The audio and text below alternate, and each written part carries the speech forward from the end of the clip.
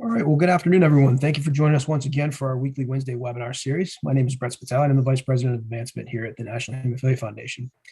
For today's webinar, we are trying something a little bit different. We had a last-minute cancellation, so we invited some of our NHF officers to come and sit in on a panel for an open discussion and a look forward into the new year. Please feel free to ask any questions you may have by using the Q&A feature at the bottom of your screen. We have NHF staff members monitoring these questions, which we will post to our panel after the presentation. This webinar is being recorded and will be available to the community beginning on Friday, December 17th. Today, we'll be live streaming on our LinkedIn and YouTube channels as well.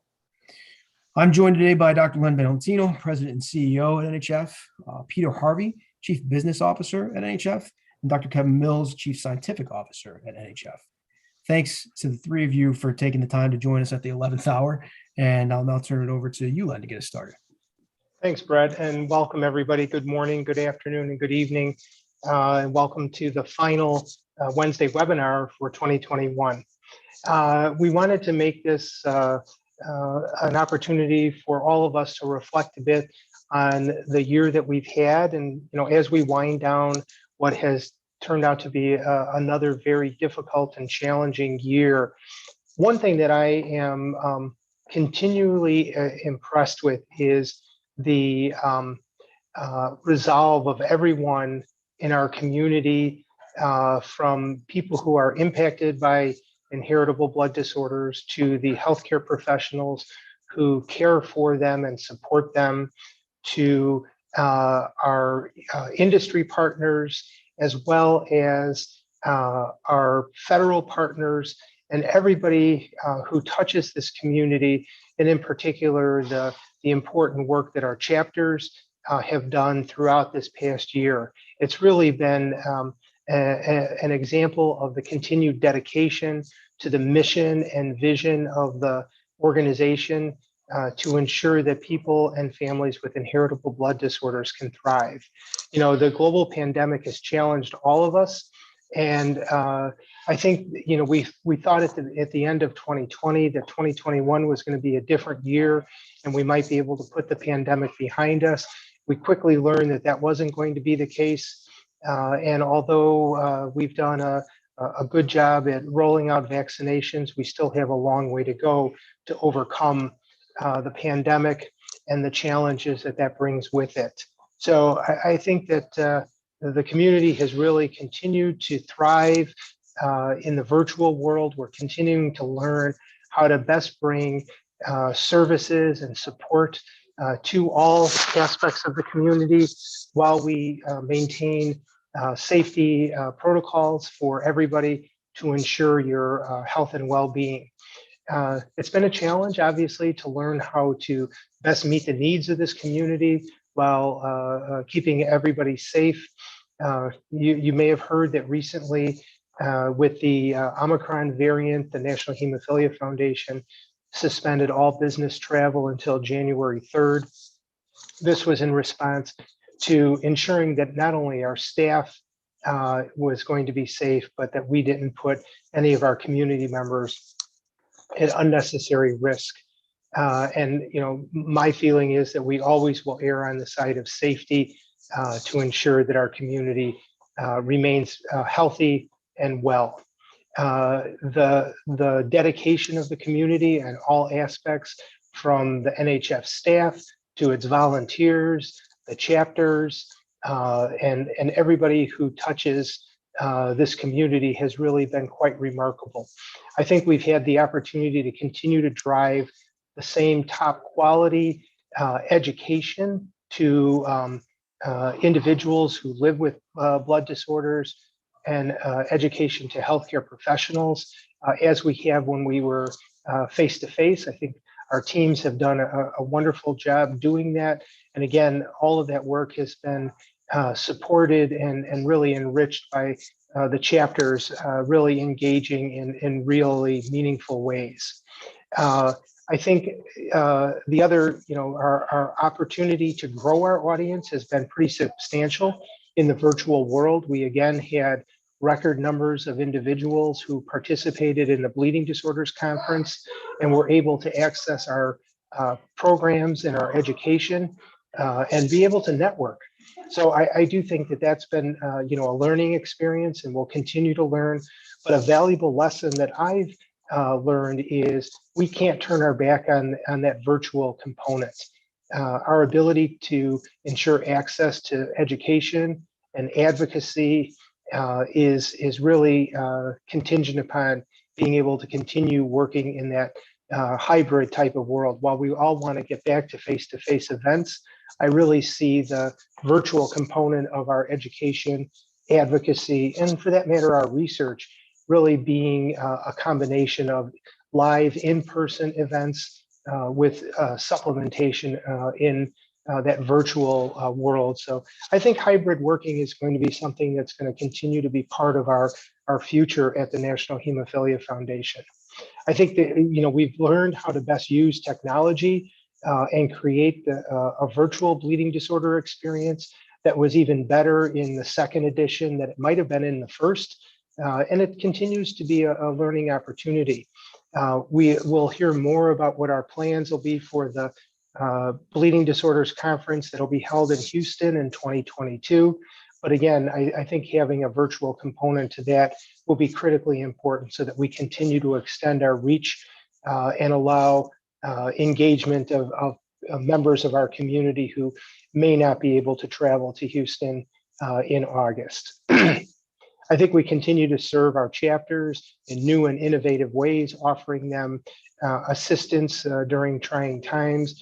And we're here to ensure that they will be part of the process, and that all of you as community members will be part of the process and having a voice in determining the future of not only the National Hemophilia Foundation, but more importantly, the future of this community at large. So the chapter leadership seminar that was held just a few weeks ago, I think was a great example of opportunities to bring the community closer together, connect us, break down barriers, and really move the community forward. And I look forward to additional opportunities to collaborate, not only with the chapters, but with other organizations that serve this community in different ways. So I think this will be 2022 will be sort of a call to collaboration and really begin in earnest to work with other organizations, whether that's the Hemophilia Federation of America, which we've been doing in education and advocacy, as well as other organizations, VWD Connect and the Foundation for Women and Girls with Blood Disorders, and the Hemostasis and Thrombosis Research Society, and on and on. I don't want to continue to name them because I'll miss some organizations, but it's really an opportunity to connect with the entire community and bring value to the people that we serve. I think another important area for me is around our advocacy efforts. I think that we've had significant victories, and I think at the 11th hour in 2020 with the passage of the Skilled Nursing Facility Act, I think was a tremendous opportunity to increase access to care for individuals who require skilled nursing facility care and have a bleeding disorder. And it was really a tremendous effort of our policy team, both at the state and federal level, to begin to work towards that. And it's really a tribute to those groups. I think our payer issues continue to be with us and threaten access to care. And I'm really excited about the work that the payer team has done in terms of ensuring that the potential barriers to access are being identified and, more importantly, are being addressed. So issues such as copay accumulators and other barriers to access to care are being addressed so that the services that individuals need can really be ensured into the future. I know Kevin will talk more about the State of the Science Research Summit, but that was a first of its kind event for the National Hemophilia Foundation. And I was really excited to be able to partner very closely with the American Thrombosis and Hemostasis Network to execute on the State of the Science Research Summit. But that's just the beginning, and the real work starts now in terms of the implementation process and creating a viable blueprint that's a living document that we can align behind and be able to achieve the goals that you all laid out for us, those that are impacted by inheritable blood disorders. I think it's really exciting for me to know that we were able to successfully compete for National Institutes of Health funding through the National Heart, Lung, and Blood Institute to be able to hold these remote participation groups. I think those types of research funding will be something that we'll continue to strive for and expand our opportunities to get federal funding to support the community. Another highlight for me was the Red Tie Soiree. I think, again, having to do it virtually was a challenge, but I was really excited about what our teams were able to do to really have a meaningful and enriching event for the community. I think the launch of Pathway to Cures, that I know Peter and Kevin will probably touch on as well, is really an opportunity for us to bring new innovative ideas to the community and revolutionize treatments and healthcare for those living with inheritable blood disorders. And I think us having a role in that and determining the path to the future is going to be incredibly important. We're going to continue our strong work in outreach and advocacy and education with a new and renewed focus on research and innovation. So I think those are some of the things that really excite me. We continue to strive for health equity, diversity, and inclusion. And our work there and the plans to hold a Health Equity Summit in 2022 is particularly exciting for me as we address issues of individuals in our community and the things that they face. So I think it's a long journey, and these are not changes that happen in a day or in a week or in a month, but are long-term commitments that we've made to health equity in our community. So we can only achieve that by diversity and inclusion. So it's really exciting to be here to do that. I'm very proud to continue to be able to serve this community in my capacity as the president and CEO. But I'm really excited about having the strong leadership of the entire organization and especially our officers. It's unfortunate that Michelle and Dawn can't be with us today, but Peter Harvey, our Chief Business Officer, and Kevin Mills, our Chief Scientific Officer, are here. And maybe each of you, we'll start out with Peter, maybe you can give a little bit of a reflection on where you saw the highlights for 2021, and maybe at the same time thinking about how we might move forward to achieve more in 2022. So I'll turn it over to Peter. Sure, thank you, Len.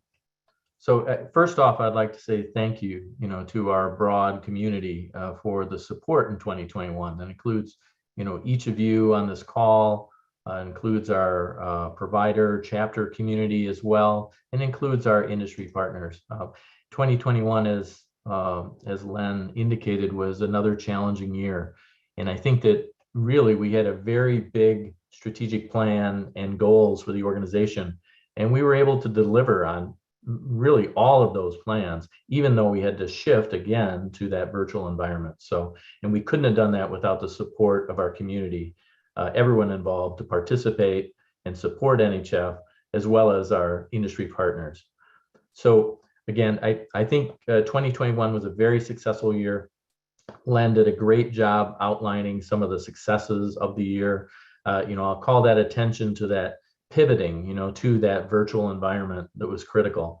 And I think from the feedback we received, we were very successful at doing that. And that's in all areas. That's in meeting and collaborating and connecting with you, the community, but it's also with all the events and advocacy and chapter activities and events and programs, as well as our research activities. All of those had to be operated in a virtual environment in 2021, which was very challenging.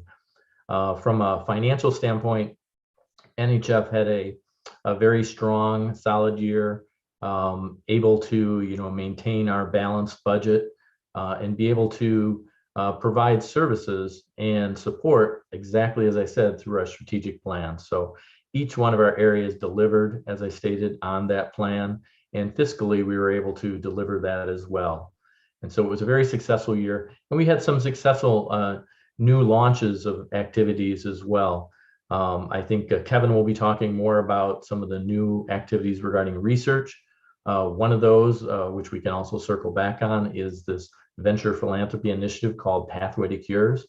So that's a very exciting initiative that we got started in 2021, and you'll be hearing a lot more about in 2022 when we hit our official launch, and there'll be more media and information on it. But it's truly an initiative that aligns directly with our bold vision of a world without inheritable blood disorders. And it also, a key aspect of it is, a goal is transformational change for the community through research. So it's propelling transformational change for people living with inheritable blood disorders by investing in innovative companies with the potential to develop curative therapies, precision diagnostic, and disruptive new medical technologies. Again, there's a little bit of a teaser, as in we'll talk more about it next year, but that's just one of many very strong successes we had in this year of 2021. And research is something I think that we should also focus on, because that's an increased focus of our mission. We continue to deliver on all the other advocacy, education, chapter activities, but it's something that we're trying to, raise the bar on and really strengthen for the community. So I'll hand it over to Kevin, so maybe you can jump into the research discussion. Sure, thank you, Peter. I will also add my thanks to the community, to those of you who are on the call today, and to those who are not. For me, it's been a big year because, as many of you know, I'm relatively new to the organization. I just joined NHF earlier this year in the spring. And so it's been incredibly gratifying to be a part of such an incredible organization and to feel so incredibly welcomed by the community. So it's been a terrific few months, and I'm really looking forward to many, many more years of the same. So, to Len's question, what are some of the highlights as I see them? Well, from the point of view of research, I think this has been an exciting year. There have been many accomplishments, and I think what we're really doing is building a foundation for a terrific and exciting future. Len and Peter both alluded to a couple of what I think are significant accomplishments. The first of those that I'll highlight is the state of the science. So as you know, we culminated more than a year of really deep thinking about the current state of research in bleeding disorders with the State of the Science Research Summit in September of this year, so just a couple of months ago, which was a really exciting 4 days that brought together community members, patients, caregivers, healthcare providers, scientists, members of NHF, the broader members of the community, all really with the goal of taking a very hard look at the current advances in science and identifying key priorities that will help to move the science and of bleeding disorders, that help to move research into new therapies and new cures, and help to close gaps in health equity and access to care. It was an exciting 4 days. We had close to 1,000 participants that joined us in the virtual event over the 4 days. As folks on this call likely know, there were 6 working groups that really worked hard over the course of the year to prioritize science and to develop a strategic thinking around research priorities. Those 6 working groups presented their findings and their priorities over the course of the 4-day summit. And that really lays the foundation for the development of an actionable blueprint that we'll be working on in the coming months and years, which I'll talk about in a moment. But emerging from the summit, I was actually really excited. I think there were lots of really critical research themes, but I think there were three global themes that emerged from the findings of the summit that really cut across all six of the working groups that included hemophilia, von Willebrand disease, rare and ultra rare disorders, and others as well. And those themes, to me, I think not only will inform the development of our research blueprint and form the backbone of a roadmap to the future for research, but to me, I think these research themes also really are at the core, represent the core values of NHF and the research that NHF wants to support. And those global themes are, first and foremost, the concept of people centricity, the idea that people living with inheritable blood disorders, their families, their community members, the community at large, really needs to be at the center of the research enterprise. Oftentimes you hear the concept of patient centricity talked about, generally referring to the idea that the patient is the beneficiary of the results of science and research. But really, the state of the science recognized the need to turn that paradigm on its head and put not only people with bleeding disorders, at the center of the results of research, but really in the driver's seat, defining the priorities, executing the research, disseminating those results out to the community. And so, with that global theme, what I hope to do in the coming year and the coming years is really to create an entirely new research paradigm that brings the community really into the center of what we do.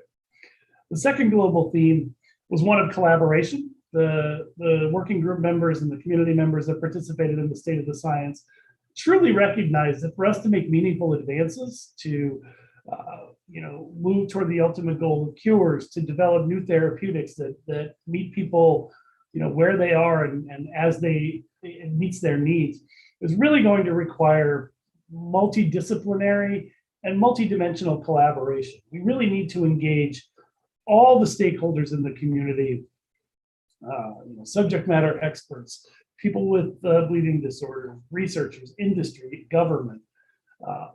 All of these different stakeholders really need to come to the table in the spirit of true partnership if we're going to be able to make meaningful advances. And so I think that's a critical message, and I think one where NHF, moving forward, can not only take real meaningful steps to promote research collaboration, but can also lead by example. And so part of our research strategy will really be to engage more broadly in strategic collaborations with many partners to advance the state of science. And the third global theme, which really resonates with me, is health equity and the equitable and inclusive access not only to healthcare, but also to research opportunities. Right? We need to understand the barriers to inclusion and access, not only to sort of proper and best healthcare, but we really need to understand the barriers and the gaps in community participation in research. And so a real imperative for us going forward as a research organization will be to try to uncover those gaps and those barriers to participation in research and close those gaps, find innovative strategies for closing those gaps. So those three research themes of people centricity, collaboration, and health equity, I think really resonated with me certainly, and I think with the community, and really permeated the findings from the research state of the science. So I thought that was a terrific success. Other successes, and I think other things that I reflect back on as real accomplishments over the last year.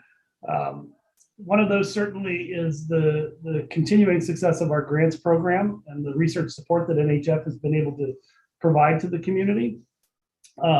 We've had terrific success in funding talented investigators at really all stages of their careers, including new trainees coming into a hematology career through our Judith Graham Poole fellowships, and the newer mechanism of the Jean Marie Lusher Fellowship Awards. Those grants, including the JGP Awards and a number of others that we've given out, are really a backbone of innovative science and innovative research in the bleeding disorders world.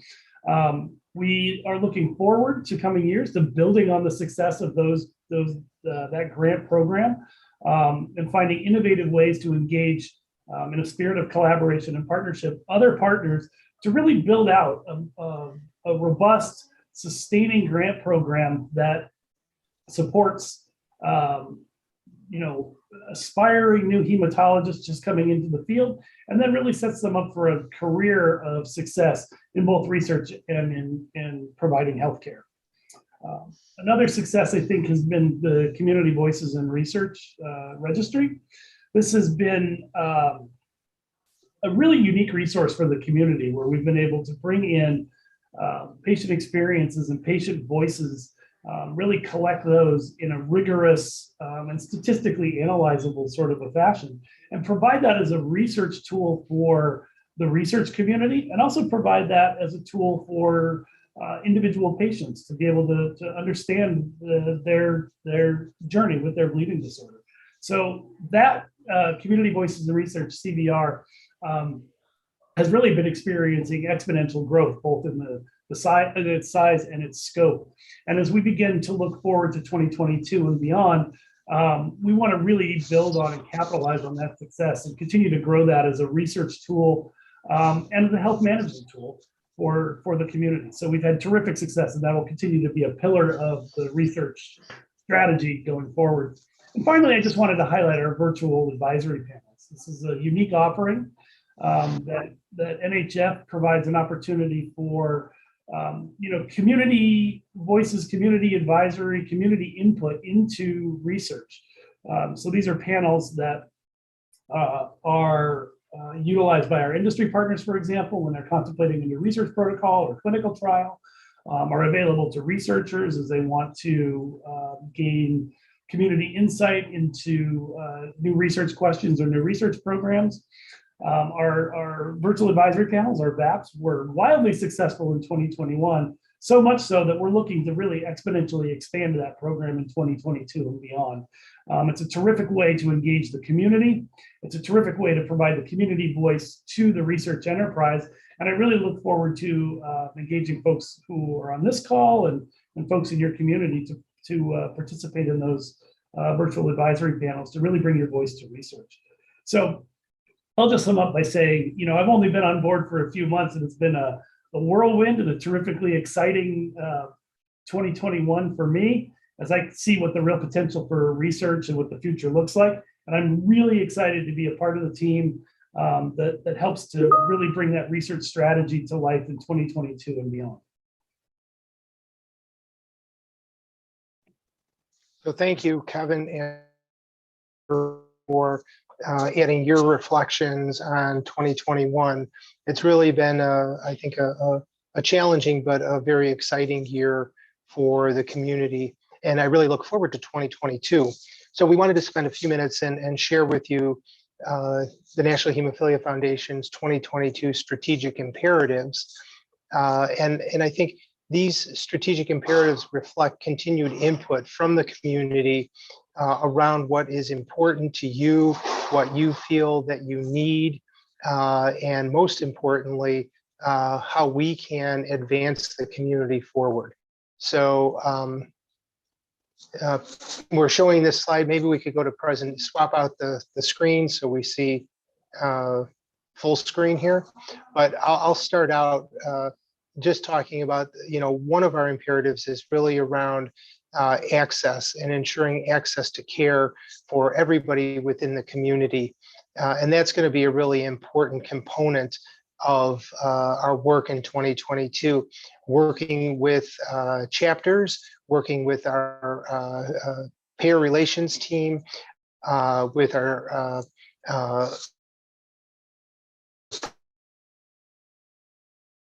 with all of you to ensure that we have the optimal access to care for people with inheritable blood disorders. Strengthening our chapters, building a sustainable, vibrant network of chapters, which I think is critically important because our chapters function not only to disseminate information and disseminate services, but also as a very important conduit from all of you, the community, into NHF and help inform us. So I see the chapters playing a ever more important role in that two-way dialogue, so that we can continue to refine our messages and our work.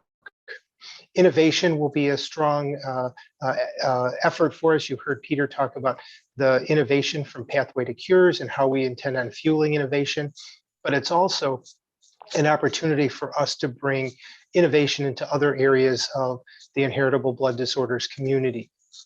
You may have heard about our 5 priority areas for the organization in terms of mental health, digital health, rare and ultra rare blood disorders, future therapies, and von Willebrand disease. And we intend on bringing innovation into each of those areas that we believe have been underserved, underrepresented in the past. So we really want to shine a light on those 5 areas and really drive innovation in those areas through collaboration with all aspects of the community. Building a strong organization is going to be critically important.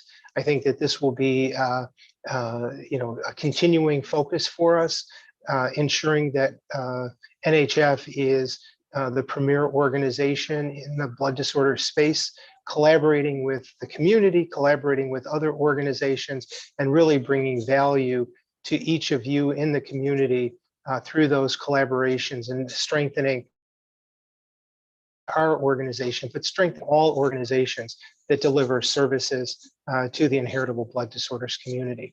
We need to have a sustainable organization, and that sustainability includes financial sustainability, but importantly, also sustainability of community members and community leaders, building the next generation of leaders for our community will be critically important. Working with our chapter boards to identify and develop new board members, both at the local as well as at the national level. And hopefully some of those individuals aspire to even larger roles on the international stage with the World Federation of Hemophilia, for example. So it's really a continuum of sustainability around the inheritable blood disorders. And then the last strategic imperative is around our vision. And that's a vision, the blue sky vision. It's how and what we need to do to create the organization of the future, the community of the future in 2030. And all of the components that we've heard from each of you that play into the other 5 strategic imperatives, how we continue to collaborate with each of you as we move forward in the community and drive more and more value for each of you as members of the community. So I'll turn it over to Kevin first, and then Peter to give us some reflections on the strategic imperatives for them. So thank you. Sure. Did you want to put those imperatives back up, and I'll speak to each one of them?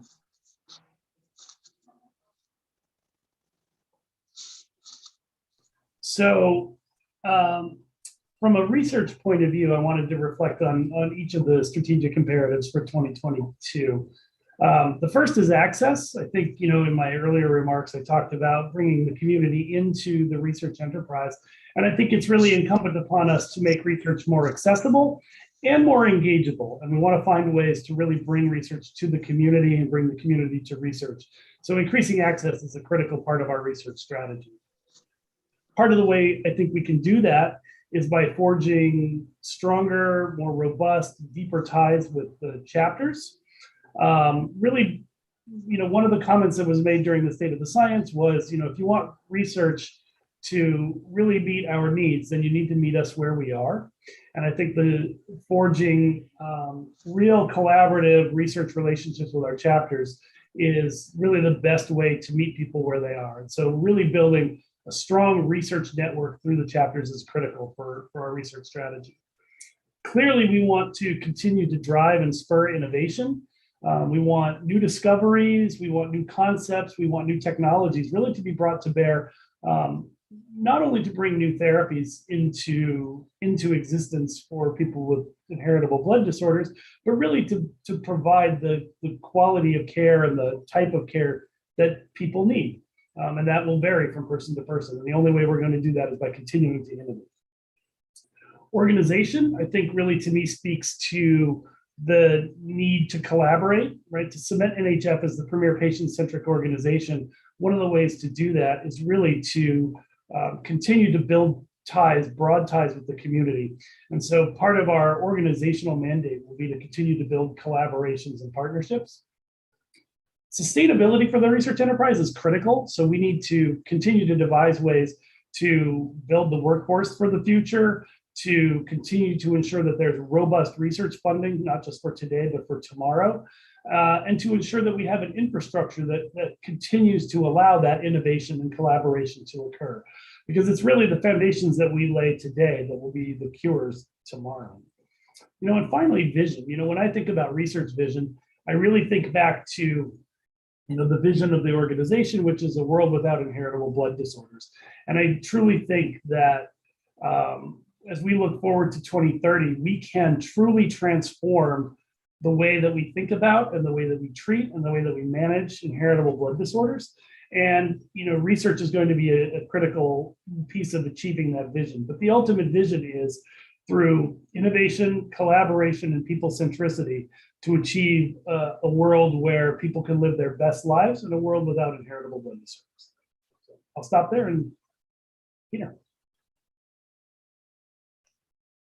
Thank you, Kevin. So just kind of talking about NHF as a whole, as the organization, as we focus on 2022. I'll also skip through these just briefly, but access. One aspect of that that's critical is to build on the success, and I see it in our strategic plans for 2022. It's to build on the success we've had on public policy, advocacy, and payer relations. There's some very challenging reimbursement issues in the community right now, and NHF has had significant success so far trying to get those addressed, but that's going to be an increased focus for access in 2022. Len mentioned chapters, and the chapter services team has really upped their game related to their focus for 2022 to strengthen the support they provide in education and efforts at fundraising, along with our national network of chapters. So chapters is critical. Innovation, as Len mentioned, is really I see it in all of our strategic plans, all the activities we're focused on, including those priority action teams that Len mentioned. Clearly, our plans are focused on strengthening NHF. We want to be a premier patient-centric, and I will say people-centric organization supporting our community. And again, as I look through all of our plans, I'm very impressed with what all of the senior leadership have developed for 2022. And I'm actually very excited about what's going to be coming. I think education is really stepping up its game as it relates to focusing on the needs of the community. I think we'll continue to deliver in conference and travel as we go into 2022, and hopefully we'll have our hybrid events that Len referred to for for example, the Bleeding Disorder Conference, and that will hopefully find a way to improve the availability of those resources, those connections with the community, and those education sessions with the broader community through that hybrid type event. Sustainability, an aspect of that I see in the plans, is focused on trying to strengthen our partnerships, as Len mentioned, with other organizations and also with our industry partners, in looking for ways to better align with our needs of the community. It's really all about our community focus. And then, of course, the vision. I see that throughout our plans. And again, I'm very excited about 2022 and beyond with this strong new mission, vision, and imperatives for NHF. So thank you, Kevin, and thank you, Peter. I'd like to just close our part of the presentation before we go to questions and answers from all of you with maybe a final takeaway from 2021 and what you're really looking forward to most in 2020. I'll begin, just say, obviously what I take away from 2021 is the tremendous resolve and commitment of the community to each other and really supporting the at large.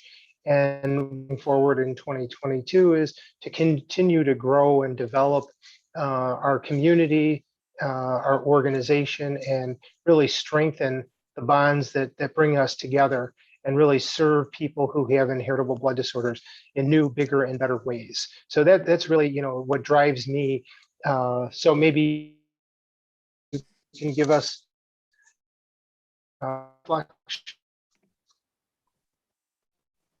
I'm not, Lynn, you broke up, so I'm not totally sure who you called on right there, but I'll happily. I called on you, Kevin. I'll happily dive in. Exactly.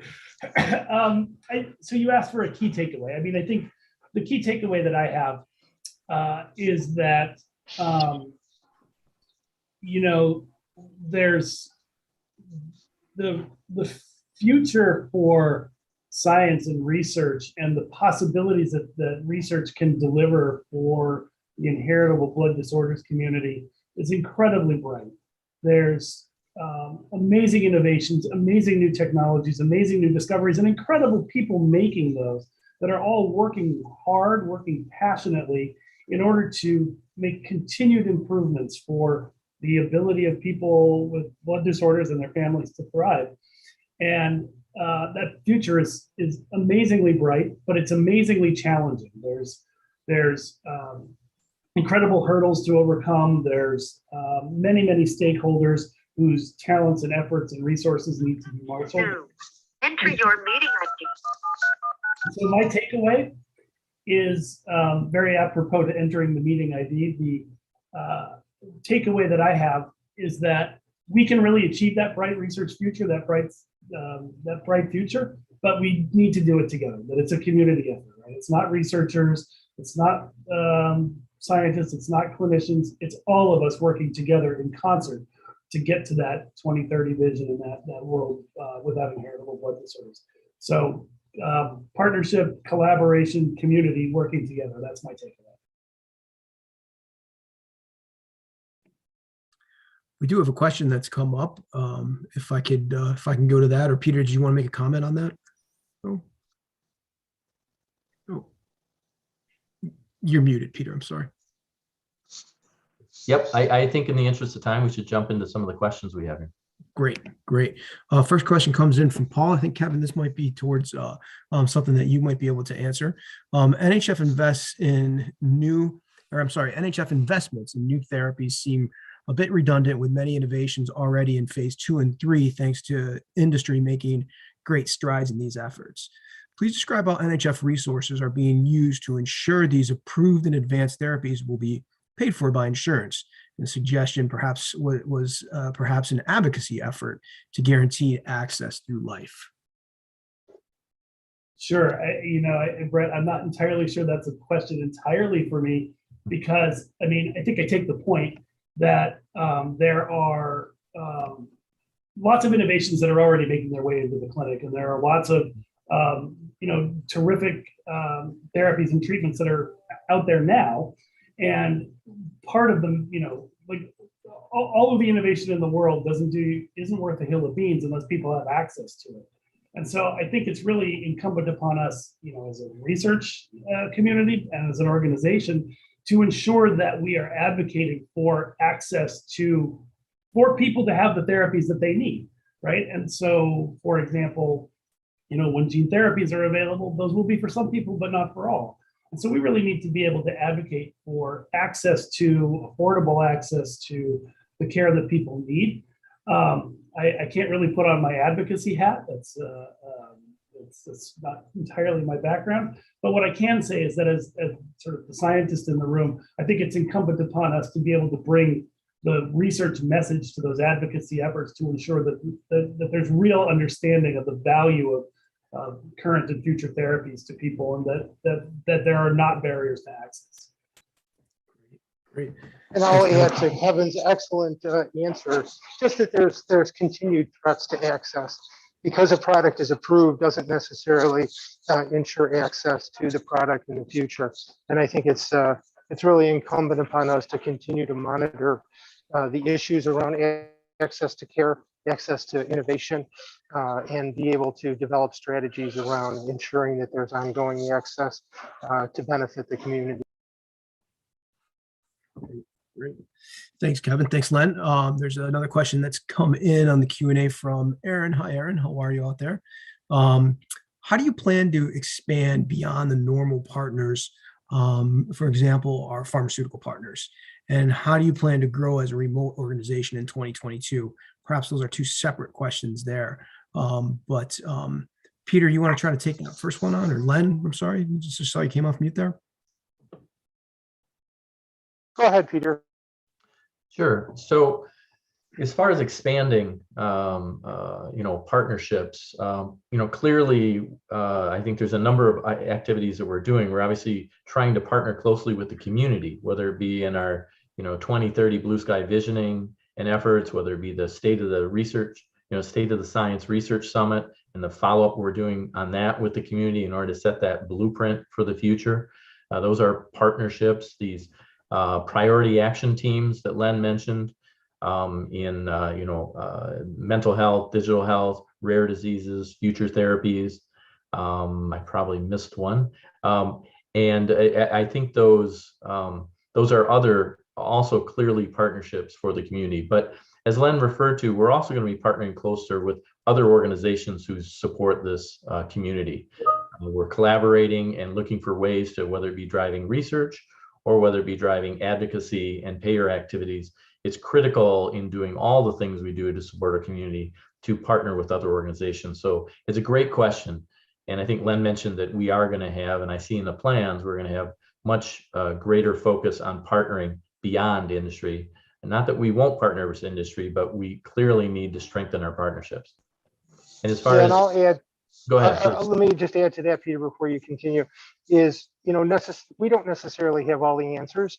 And we know that we've got a lot of really innovative and intelligent and creative people in our community. And we welcome input from the community on how you think we should be able to do that. And, it's all about creating that sustainable organization. So any suggestions are certainly welcome. And then I'll jump in and add Aaron's second part of the question about how do you plan to grow as a remote organization in 2022. It's evolving as everyone's learning and trying to learn in this challenging new work environment that we're in with the pandemic. We're looking for new ways. We're looking at other organizations on how to strengthen our partnerships and our connections with our community while doing it in a remote environment. So we're looking to other organizations. Obviously, we talked about going to not just return to normal as in-person events, but actually have hybrid events. So that's a part of how we're trying to grow and strengthen our support for the community in a remote environment. And we're also working on our culture. We have a lot of things doing where possible. We're going to have some opportunities to bring staff and other individuals and together with chapters, as well as with our organization as a whole, to try and build connections. But we've really worked on trying to improve the tools that we have from a technology standpoint to be able to function remotely. And everyone is struggling with that challenge. But it's a great question, Aaron. I appreciate it. Great. We do have another question that came into the chat. It's from an anonymous source, and I'm not sure. I think this is more a question for our Senior Director of Payer Relations, Colette. So I'm going to ask the anonymous question asker here if you can forward me your contact information. I can put you in connection with Colette.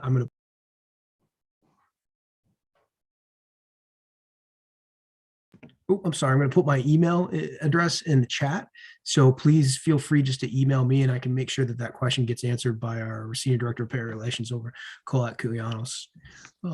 So Brett, maybe I can make a comment as we close out our last webinar.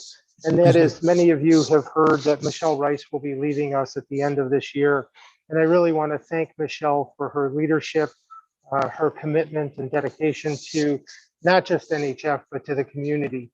She has been a tremendous partner for all of us in the community and has driven tremendous value for all of us in the community. And I really want to thank Michelle for her leadership and her dedication for, really a lifetime of work to advance access to care and all the work that she's done. So we thank Michelle and we wish her well in her next chapter.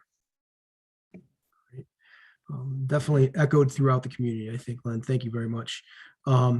Peter and Kevin will give you the opportunity to close out here. If there's any closing remarks that you'd like to have, then I can finish us off. I'll jump in first. Sorry, Kevin. My comment would be is just stay connected. We as NHF are serving a broad community, and we need input from the community. So please stay connected. That's participating in events. It's attending webinars, Wednesday webinars. It's submitting questions. It's submitting ideas that you have to the organization. But please stay connected. We're looking for increasing our partnership with you, the community, and we need your help on that. So that would be my recommendation, because I think NHF's mission and vision is going to be best achieved by aligning more closely with you, the community, and we need your input. So I will, I guess my final comment will, Peter, really, I think, echo and agree with what you just said. I mean, I think there is much that we can do. There is tremendous opportunity. I think there are terrific advancements on the horizon. I think we're making great strides in the ability to achieve health equity, to enable people and families to thrive. There's clearly much work to be done, and the hurdles are high and the mountain is tall yet to climb. But I feel incredibly optimistic, incredibly inspired, and incredibly sure that we can do it together as a community. And so all of us working together could really push the boulder uphill and over the top. Great. Well, thank you so much, Kevin, Peter, and Len, for again coming in at the 11th hour and giving us some great content here. I really, truly appreciate it. I'd also like to thank each and every one of you for joining us throughout this year. A reminder that this is the last Wednesday webinar in 2021, as the holidays are upon us. We'll pick up our Wednesday webinar series on January 5th. We'll speak with Dr. Lewis Garrison from the University of Washington about hemophilia gene therapy value assessment, methodological challenges, and recommendations. Thank you for a wonderful and successful 2021 webinar series and your continued participation. We look forward to continuing to serve you in the new year, and have a happy and safe holiday, everyone. Thanks, everyone. Take care. Thank you, everyone. Happy holidays. Thank you.